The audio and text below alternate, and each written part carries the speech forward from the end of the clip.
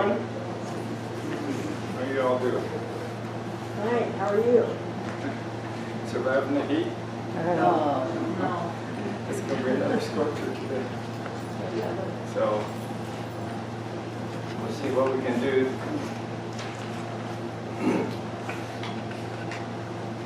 So I want to open this class with a thought from the chapter in the Bible, the Lord's Prayer in Matthew. We've all heard that prayer said, even in movies, it's portrayed. But too often we glance over the words and it becomes just like a poem, but we don't think of what it means to our lives. And there are people who have actual illnesses because of some missing ingredients that is addressed in the Lord's Prayer. And missing ingredient is the freedom from emotional pain, the freedom that's gained by forgiveness. And so they actually have classes or using this idea in therapy. If somebody has done you wrong, it can be from years past, but if you hang on to those wrongs and you don't forgive that person, it can not just lead to emotional pain and anger, which leads to chronic stress. It can lead to physical illnesses. It all depends on how strong those feelings are. I've seen one of my colleagues was getting so stressed about his job situation that he was experiencing a psychosomatic disorder. Psychosomatic is where the stress of your brain, your thinking, manifests itself in your body's illnesses. So, in his case, it happened to be swelling in his throat that led him to go to the ER. He felt he couldn't breathe anymore. The tissues in his tongue and his throat were getting so congested from angioedema. And angioedema is not a trivial thing, but if they can figure out the source, in his case they figured out it wasn't an illness that's treatable, like from, say he was exposed to some chemicals or an insect bite, that could give you angioedema as well and be part of anaphylactic shock. But usually that kind of swelling responds to stress. So my point is, our bodies are complex. We don't always understand the manifestation how disease can be a result of our thinking or our abnormal thinking. And so if you feel like there's some past history, some serious pains or wrongs were done against you, you want, in a sense, some justice. You want some accounting. You want some reward for that person who did you wrong. The greatest reward you can do for your own health is to forgive that person. Yeah. It has nothing to do with confronting that person. It has to do with letting go of the pain. And from personal experience, it has to do, for me, I couldn't let go until I thought somebody was going to keep the accounting. You feel like if I'm not going to get vengeance or somehow get justice, somebody better do it for me. And that's what's preached in the Bible. They're asking us to let the Lord take an accounting, and one day He will make those wrongs right. So you don't have to feel like you have to mete out justice for the wrongs in your life. And that looks like the last one. All right. So it says, and forgive us our trespasses, as we forgive those who trespass against us. See, that's a twofold message. If you want to receive healing from those stresses that can actually manifest in physical disorders, not just like depression, not just like anxiety, but you can have other diseases that are worsened because of not being able to forgive and let go of these pains. So God can't heal us if we aren't part of this process of forgiving those around us. And sometimes we don't address this much as physicians. Psychiatrists might address it more. Grief counselors might do this more. But if you believe that you have some chronic illness that could be a result of those issues, it's very healing to just find a way to forgive. And the best way to get that power to forgive is ask for the good Lord to give you that gift of forgiveness. And you can be healed. It doesn't have to take years. It can be in a moment where you finally just let it go. And from personal experience, it's better than medicine because a big weight is off your shoulders. All right. Let's open with a word of prayer. Gracious Father, it's a privilege to understand your healing methods. Thank you for providing a way to not just heal our emotional pain, but also our physical illnesses. May we use your methods of forgiving others so that we can receive healing as well. Give us understanding today about better health methods that you have provided for us. We ask this in the name of Jesus. Amen. All right. Once in a while, I come across a study that's so juicy, I do an entire video about it. Can you turn the volume up just a little bit? With that Okay. air conditioner, it's a little hard to hear. It is. Maybe we can just turn off the air.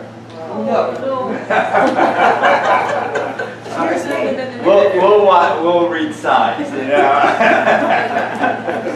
Give you a chance. We're sorry, that was what? Terrible.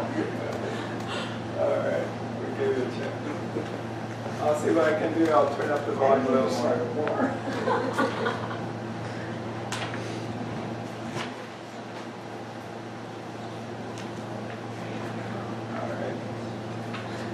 Well, I think most of you know my format. Hi. Hi. I don't think I've met you. This is my first time. Okay, welcome. Thank you. Yeah, it's nice to meet you.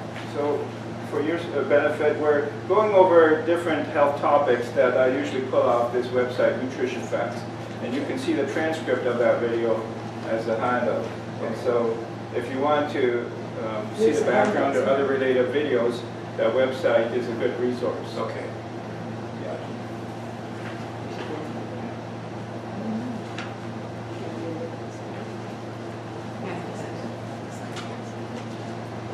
It's Cancer Better video, or the best cooking method one, or that one comparing thousands of foods. Well, this is one such study. A group of researchers at U of F, Gainesville, and Penn State set up an elegant experiment. We've known ounce per ounce that herbs and spices have some of the greatest antioxidant activities known, but that's in a test tube. Before we can ask if an herb or spice has health benefits, it's first necessary to determine whether it's bioavailable.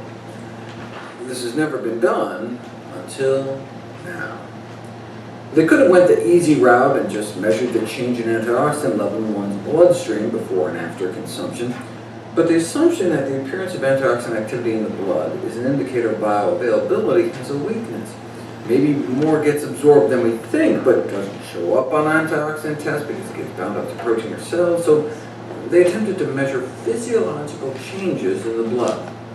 They were interested in whether absorbed compounds would be able to protect white blood cells from an oxidative or inflammatory injury, whether it would protect the strands of our DNA from breaking when confronted by free radicals.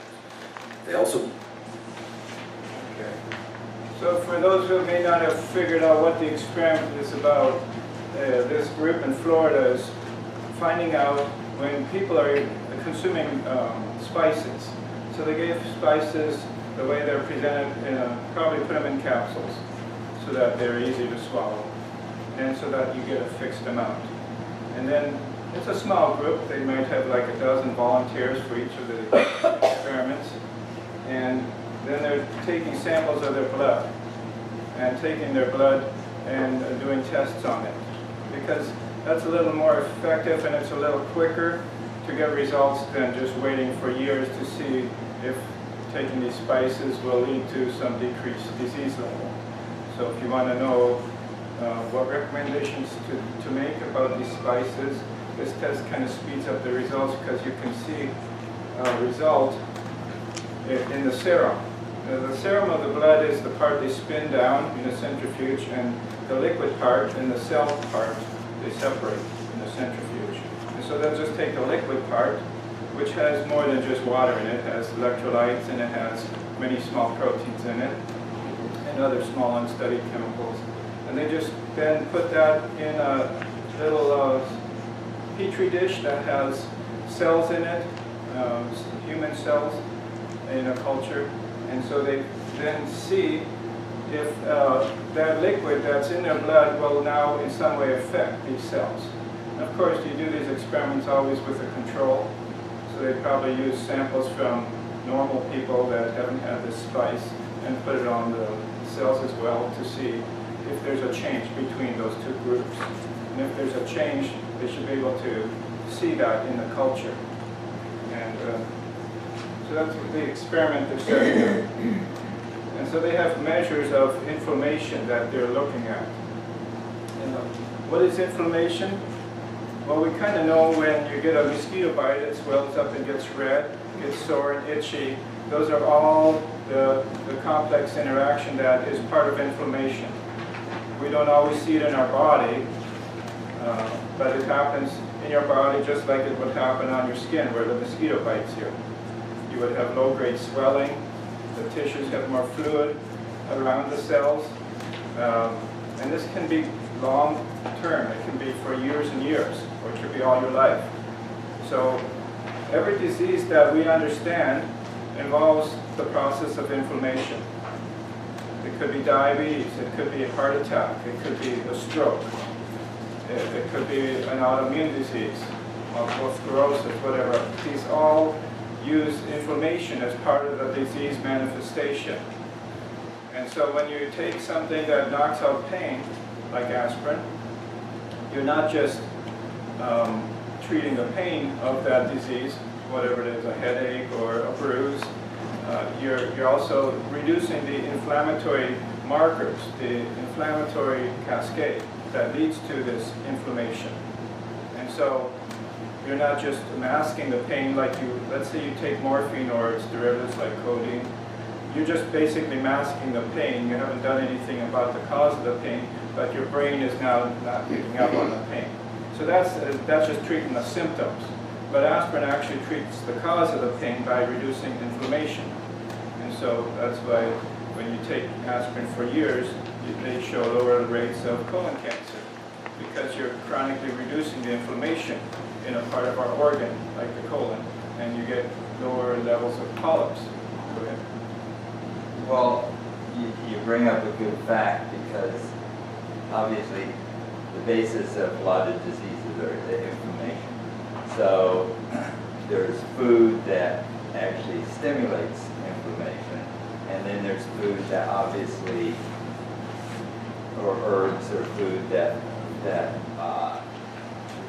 stops the anti-inflammation. So if we keep eating food and things, we could actually just naturally keep our inflammation down, relevantly to not changing our diet and eating aspirin. Right. And so that he's mentioning how we can get this kind of response by using food as a medicine instead of pills. There's some overlap. Aspirin is not necessarily in our food, but it's available in our environment. That's how they discovered it first.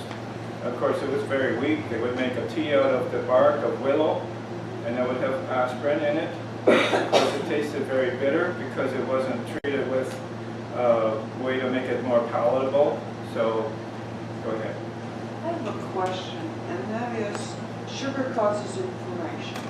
Okay, so then why do so many people, me included, really crave sugar when you have inflammation?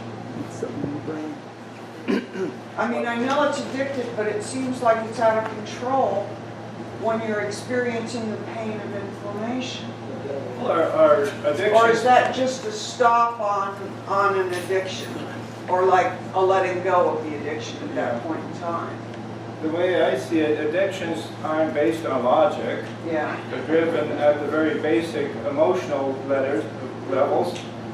You're going to be addicted even if you're half asleep, because the emotional part of our brain is driving us to get reward. Right, well, then I was also thinking chocolate, caffeine's a pain reliever, you know, or is that just a little justification for addiction? Yeah, well, I think we will find ourselves doing many things we know is not so good, and yet we find ourselves doing the very thing we know is not so good. Comfort foods, sweet tooth, these all are in that category. And so sometimes we don't have a good solution for that. Just like any addiction, it's a much bigger subject than we can just answer with a few sentences. I'll work on that. Yeah. There's a great power of healing for addictions, and part of that power we started the class with. People will often turn to addictions to mask a pain they're not willing to. Self-treatment. Self-treatment, yes. Alcohol is a favorite drug for Absolutely. self-treatment. But all the drugs, nicotine, all the street drugs out there, they all affect your emotions. And so you're self-medicating yourself. This might alter cellular inflammation. So to fight these addictions, it's more than just something quick. It's not a quick fix. You need a longer course of therapy for that. Right. Often with somebody with training to take a person through those painful moments. And you think, well, why would I want to bring up the past if it's so painful? The interesting thing is by compartmentalizing a painful event from our past, it becomes bigger than it really is. And that leads to more self-treatment. Yeah. Pain on an emotional Right. level as well as a physical level. And nobody really understands why, but talking about the past, talking about a painful event, usually in the setting of someone who's trained to interact with you in that setting, is actually a way to reduce the pain. As we relive those memories are open for change. It could be PTSD, it could be some trauma of some other nature. But by addressing it and talking about it, we have those moments to rewrite the memory. People think memory is a fixed thing, that the trauma of the past is a truth in our memory that we can never look at and change because it's just part of us. But they found that is entirely not true. Our memories are rewritable. And so if you understand that concept, that means you don't have to look at that event, that trauma, the same way.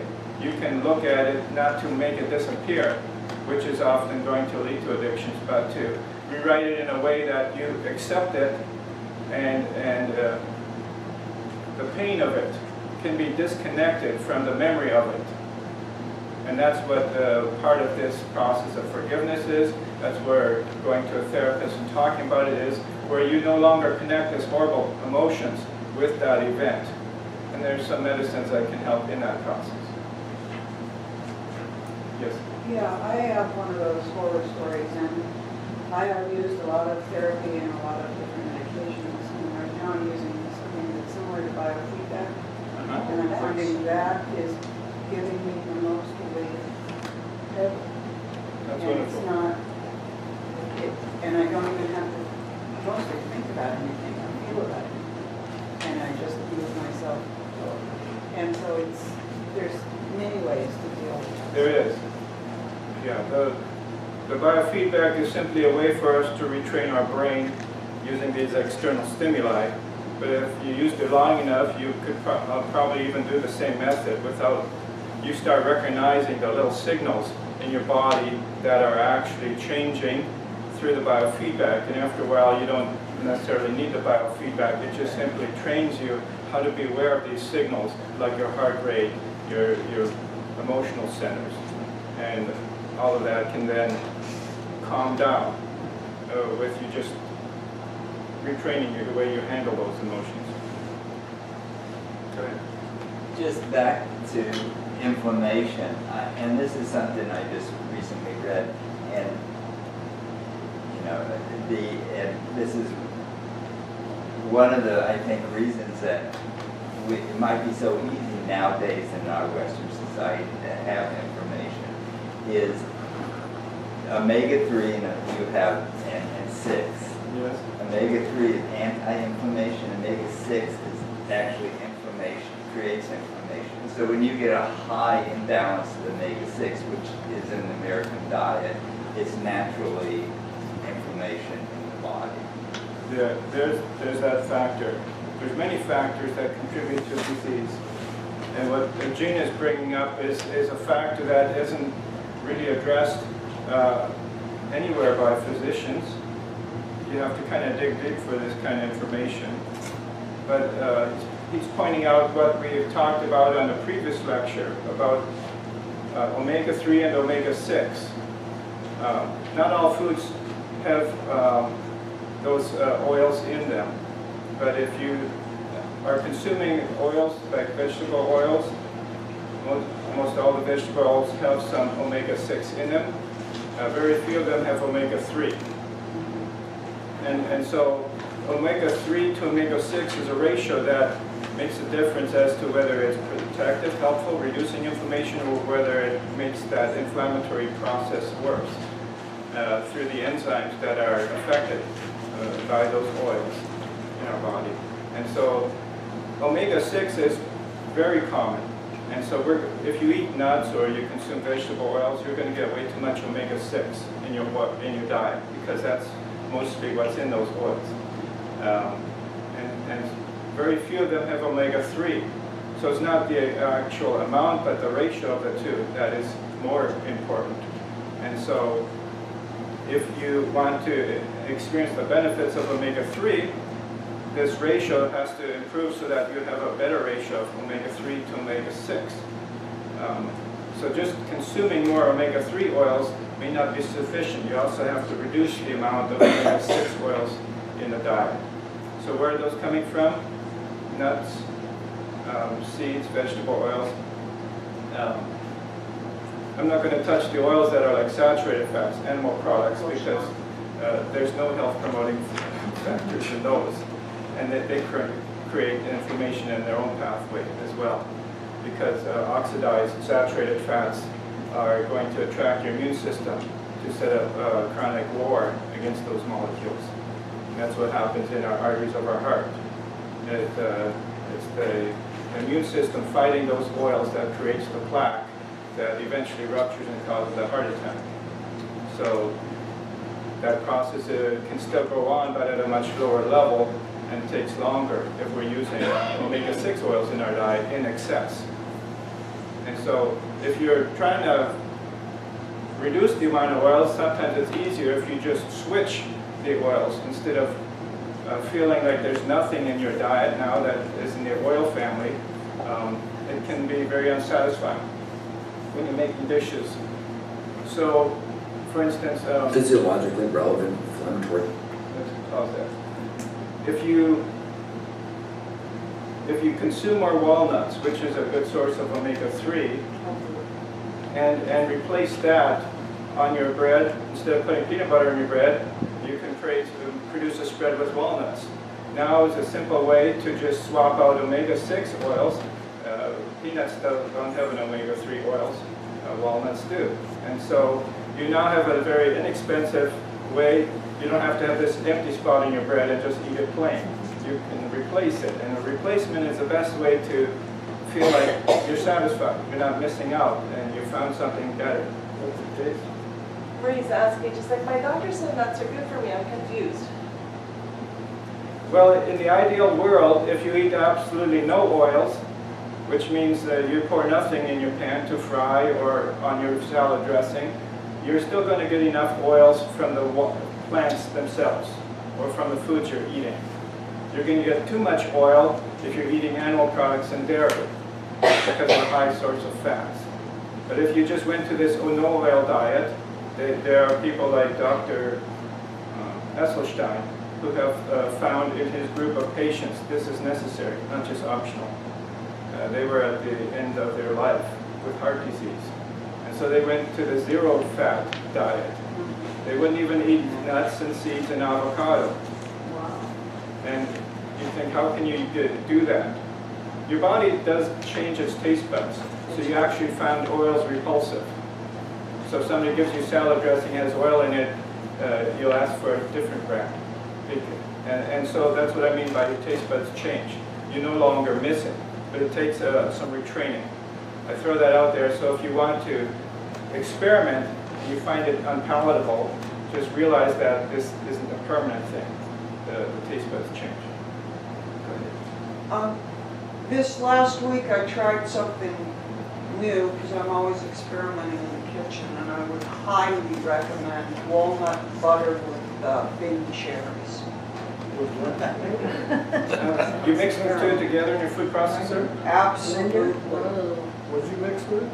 Big I cherries. took a cup, well, a friend had come over and brought me a pound of cherries, and then the other people in the house didn't eat all theirs, so she gave me a whole bunch more. And I was looking at the walnuts and the cherries, and I thought, So I took a cup of, obviously, seed-removed Bing cherries that were just perfectly ripe, and 3 cups of walnuts, and ran them through the food processor with a little bit of water. So it's like jam now? No, it's a nut butter. How much cherries? 1 cup of Bing cherries and 3 cups of walnuts. So big cherries are kind of pricey and they're very seasonal. You're not going to find them very often, but it's a creative way to try. Well, she had picked them herself, so it was a true gift. Yeah. Is that the kind of yellow ones, or is that the red No, ones? those are the dark, Red? almost black. And my next thing I'd like to do is try it with plum, try it with blueberry. Yeah. So I've explained that recipe with dates. Uh-huh. Dates you can find any time of the year in stores. You think, well, that's so expensive. Well, just make the spread a little thinner on your bread if you're trying to watch your budget. But have some every day. And what it does is it leads you to feel satisfied with that meal. If you cut out the fat, you actually cut out some of the satisfaction. And they've shown that if you consume a handful of walnuts, which is like 6, it's not a lot. It's not like overflowing your hand. It's just, that's 200 calories. And you think, well, if you do that for a whole year, every day, eating 200 more calories, you're going to gain several pounds. And if somebody's trying to lose the weight, you automatically say, well, I can't eat those high-calorie foods because I'm trying to watch my weight. But they found in experiments the reverse. By feeling more satisfied with your diet, you actually have less cravings for food. You're going to find it easier to eat the right amount. Your body will actually tell you to eat a little less in the other meals, and you don't actually gain weight by adding this to your recipes. Well, I'm trying to include more fats in my diet. Yeah. Well, there are some who are thinner Yes. and are struggling to gain weight. Healthy fats is one way to do that. I wouldn't recommend to, use huge amounts. Anything in huge amounts is going to have health problems. But to supplement more reasonably is a good way. And for those who are trying to lose weight, it's not something that you have to necessarily avoid, because you're not going to gain weight by adding these healthy fats. There's more in walnuts than just the oil. And less dry skin. Yeah. And so by replacing omega-6 oils in our diet, like the peanut butter, we're able to reduce inflammation in our body. And if we're already experiencing inflammation from some chronic disease, atherosclerosis, you name it, autoimmune disease, diabetes, this is a way to reduce that disease manifestation by interrupting the inflammatory component. Is there a place where you can buy black walnuts instead of the regular ones around here? You might try S&S produce. I've never I seen can't black buy walnuts regular walnuts. as far as, well, yeah. But I've read that they're not like English walnuts as They're far hard as to the nutrition crack. value goes, Besides that and everything, They're not worth it? they have more fat in them, but they're not, as far as the nutritional value that we're It's talking English. about, they're different. They leave a terrible taste in your mouth. Is almond butter as nutritional Almond- oil-wise? Almonds is a healthy fat, but it's mostly omega-6. It doesn't have any omega-3. And walnuts has lots of threes. So if you're going to choose some nuts to munch on for a snack, I would push all the other nuts aside and use a handful of walnuts. And the red walnuts aren't as bitter as